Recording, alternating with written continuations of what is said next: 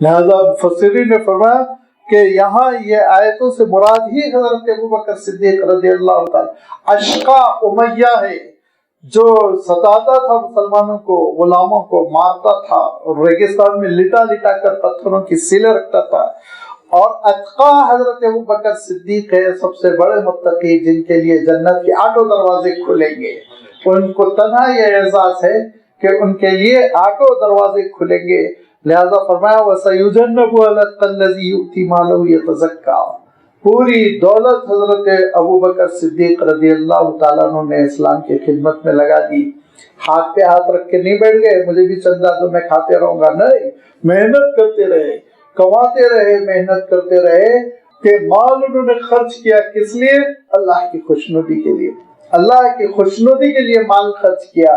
لہذا یہ بار بار اللہ تعالیٰ کا یہ فرمانا پورے قرآن مجید میں اتنے مقامات ہیں کہ اس حقیقت کا انکار انسان کر ہی نہیں سکتا کہ دین کا نام ہی انفاق ہے۔ اللہ کی راہ میں خرچ کرو، اللہ کی راہ میں خرچ کرو، دیتے رہو۔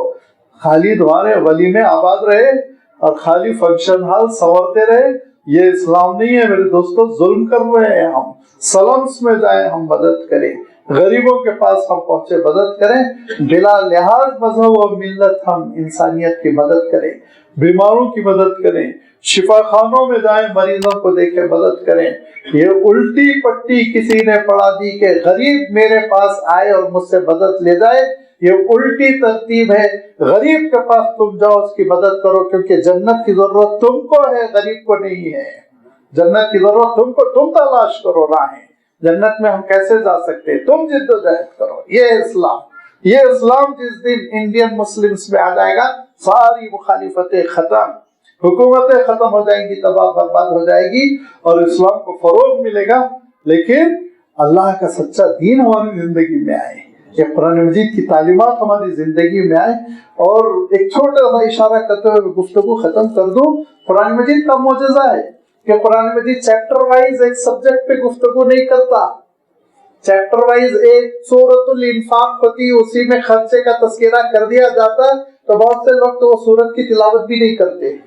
ایسا اللہ تعالیٰ نے پھیلا دیا سورۃ البقرہ میں، آل عمران میں، نساء میں، انعام میں، اعراف میں، شورى میں، ہر سورت میں، چھوٹی چھوٹی صورتوں میں انفاق انفاق انفاق، کہ بدل نہیں سکو گے قیامت تک قرآن مجید کو، یہ پڑھنا پڑے گا، تم کو مجبور ہو کر پڑھنا پڑے گا، اور پڑھتے پڑھتے تم کو اس ترتیب پہ آنا پڑے گا۔ جس دن ترتیب پہ آ جاؤ گے، تمہاری زندگی میں قرآن مجید جاری ہو جائے گا، قرآن مجید نافذ ہو جائے گا، اس کی برکتیں پھر تم دیکھو گے۔ وآخر دعوانا ان الحمد للہ رب العالمین۔